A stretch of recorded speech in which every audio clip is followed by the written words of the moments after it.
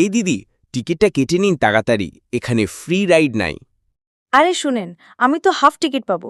আমার বয়স এখনো কম দেখাচ্ছে, তাই না? আহা দিদি, বয়স কম হলে তো ছাত্রছাত্রী কার্ড দেখাতে হবে, শুধু লাল লিপস্টিক দিয়ে বয়স কমানো যায় না। উফ, আপনি তো খুব বাড়াবাড়ি করছেন। আমি যদি দাঁড়িয়ে যাই তাহলে কি ডিসকাউন্ট দিবেন? দাঁড়িয়ে গেলে তো আরও ভাড়া দিতে হবে।